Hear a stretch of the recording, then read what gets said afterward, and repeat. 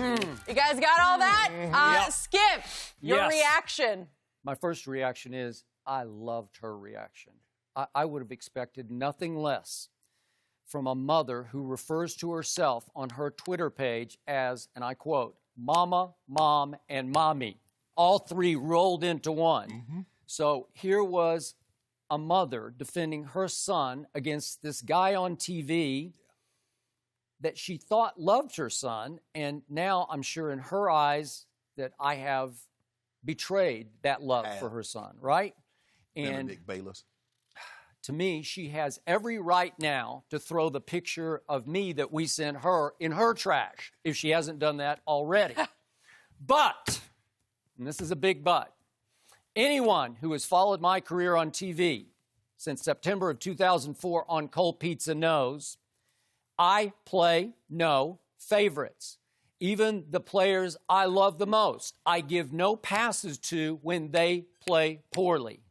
I say on TV what I see or don't see watching the games on TV, and I am sorry, Mama Zeke, I'm just not seeing the same Ezekiel Elliott this season. I have been saying that on this show, not just this past Monday. I've been saying it for what, a month on this show? I'm not seeing the same Zeke. I don't see the same burst. I don't see the same breakaway speed. This is a young man who's still only 24 years of age who ran a 4.40 at the combine. And I'm sorry, this is the same Zeke who led this league in rushing twice, 2016, 2018. Still might. He has now fallen to 8th in this league in rushing. He is now 16th in this league in yards per rushing attempt. And one other little note for you, to a point you asked me yesterday.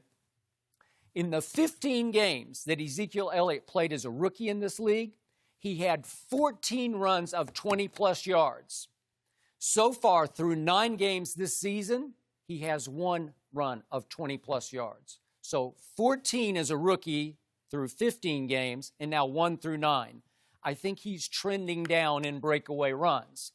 So I tried to be positive before Sunday night's crucial game against the Minnesota Vikings, and I knew it would be the toughest test so far on that schedule.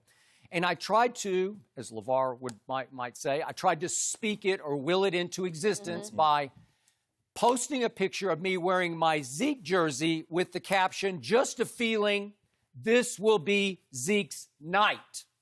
And 20 carries and 47 yards later, including those 2 late carries, those crucial carries that went for 0 and -3. You know Zeke didn't call them plays, right? My point was to you on Monday, those plays should have had the ball in the quarterback's hands. Why you mad at Zeke, though? Well, again, because he was having a bad game and my quarterback was having a great game. Well, he didn't take the quarterback. He didn't take the ball out of his hands, Skip. Okay. They gave it to him. Okay, well, that's my problem. So, obviously, I am a psycho Cowboy fan. In my book, Ernestine's book that she wrote about this, it's all over. We've talked about it in interviews all over the country over the last month. I'm not stable when it comes to Cowboy games. I don't think you're stable when it comes to Cowboy games because you're a psycho Cowboy hater. I love them. And when they lost to the Jets, you came in here and you had lost your voice. Screaming at your TV up in the suite in Denver. I was. Right? Yes. Okay, so that's the emotions that are packed into these games that just explode at the end of the games.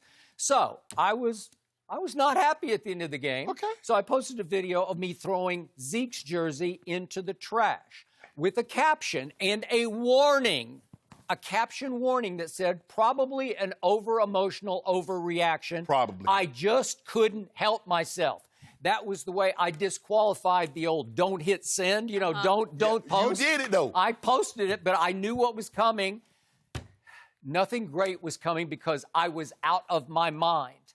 Now, for the record, a year ago, and it was on November 5th, I also threw my Dak Prescott jersey into the same trash can in the same kitchen. But there it is. Thank you very much. And what had happened that night, Mr. Sharpe? My quarterback had stunk it up and gotten outplayed by Marcus Mariota at Jerry World on Monday Night Football. And I was devastated because I knew I was going to have to come here and face you the next day, and you just crushed my quarterback because you should have crushed him the next day. And I could not fight back that day. But 6 days later, the following Sunday, at Philadelphia against those Eagles, Dak Prescott led the turnaround victory of the season. Cry, Eagles, cry. And what did I do that night? I posted another video in which I retrieved Dak's jersey, if we could see that. I retrieved it from my trash can along with my cowboy hat. And those are how my emotions wildly swing after Cowboy games. So my greatest hope right here, right now, is that next Sunday, Zeke will go for 220 yards at Detroit, and I can retrieve number 21 out of my trash. Or better still, that Ezekiel Elliott can go for 200-plus against Belichick's defense at Foxborough the following Sunday. That would be even sweeter. And I could retrieve his jersey out of my trash. So does it pain me that Mama Zeke is down? No. Yes, it does. No, it does. Yes, it does. Mad at you. But I cannot tell a lie. I cannot defend her son when he doesn't deserve being defended after he got $50 million guaranteed. I have a job to do, and he has a $50 million guaranteed job to do on Sunday. But you tell everybody running backs and wide receivers play dependent positions. The running back is dependent on his offensive line. So is the quarterback. Stop it. Well, he is. Stop it. You touch the ball. But anyway, to your point, how do you think his mom was going to respond? That way? Okay. I mean, seriously, I would think less of her if she didn't respond that way. Skip, you got the picture, you got the man picture beside your bed. Yeah. We shoot a commercial, you jumping out of bed, putting your feet on, and there's Zeke smiling. How many times have I told you on this show, best running back in football, right? But after one game, all of a sudden, he's stir-fry. Well, You know what I'm saying? wait, time out. I just explained to you, I've been doing this for 5 weeks. Yeah. Do you remember 2 weeks ago when the Cowboy running back coach Gary Brown was quoted in The Athletic about, well, he's still trying to play his way in shape. He missed training camp. I'm saying 7 games in. Come on. I'm not going to buy that one. Skip, let me tell you how it works. Family members will always take criticism of a player harder than the player itself because they understand it. Yeah. When people would criticize my brother and I, he played, my mom and my sister, took it a lot harder than we did. We understood it. Sure. But they didn't understand. Like, they do have a job to do, Liv. They do have a job to do, Mama. But them, saying all this about that date, calm down. It's okay. As long as you vent the spanking myself, we good. I don't want you to take that outside of there. Let's get. You see what I'm telling you? Hey, Mama Z, come on over here. But I just want, hey, Mama Z, come on to your boy, because I'll take care of you. I'll take care of your son. But I'm going to tell you something. This is for you, Dak Prescott. It's just a matter of time. You just saw a glimpse of what he like. Hey, you next, Dak. You next. You see how he talking about you and how good you are? You next. Have one bad game and your stuff going in the trash. They're all next. They're all on notice. Oh, yeah. What did I do to DeMarcus Lawrence earlier in this year? There's no D in DeMarcus because he's not playing any D. I don't know how many. Just Marcus. I don't know how many jerseys you got, but all of them going in the trash because you're not making the playoffs. Okay. Yep. So it's just a matter of time. And Skip, hold on. One. What happened to Tony Pollard? Yeah, what about... Hold on. Wait You a remember they second. talking about Tony Pollard? Hold on. They was talking about Tony Pollard in camp. No, you were talking about Mike Pollard. Wait, okay, I was talking about Mike. Yeah. And I remember Clarence Hill Jr., the great, came here. Yeah, he did. He asked Jerry about Zeke. It's about Zeke who? Zeke who? Such a Tony comedian. Pollard who? Okay, but Zeke was holding out at that point, Skip. and they were negotiating. Skip, you do understand that Zeke is sixth in the league in yards rushed per game. Right, but he used to be first. Yeah, hold on, Skip. Here's the thing. The season's not over. Well, it's not over, but we're 9 games deep. What are you seeing? I asked you yesterday. I held your feet to the fire. Are you seeing the same Zeke? And you said, well, Hold on, Skip. I don't know. How about this here? In 2016, his rookie year, Yep. he had 4 plays of 40-plus yards or more, run or catches. In his second year, he had 1. In his third year, he had 1. So you make it seem like all of a sudden it's been trending that way. But I tell you what he has been doing. Thank you for making my point. I agree. But at the end of the year, he leads the league in rushing. The year that he missed those 6 games. Think he's going to lead this league in rushing this year? I still believe he'll be top 3. I still believe he'll be top 3.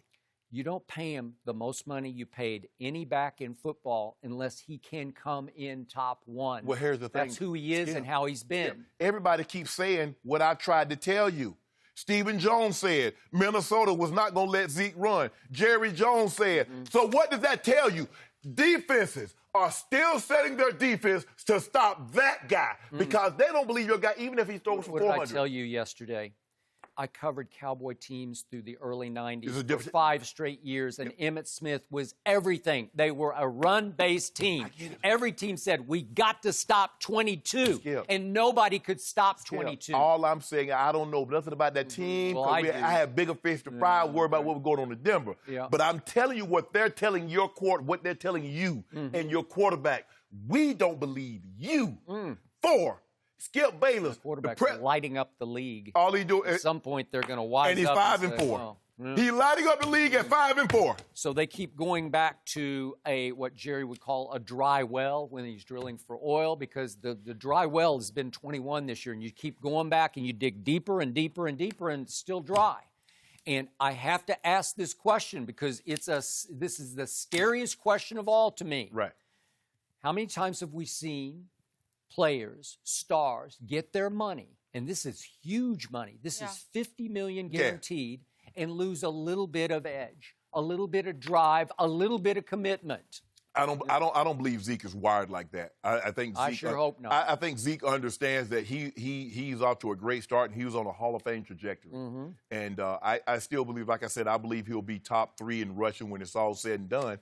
Because but you better hope he's top 3 in rushing. Because if he finishes where he is now, y'all definitely 1,000% not making the playoffs.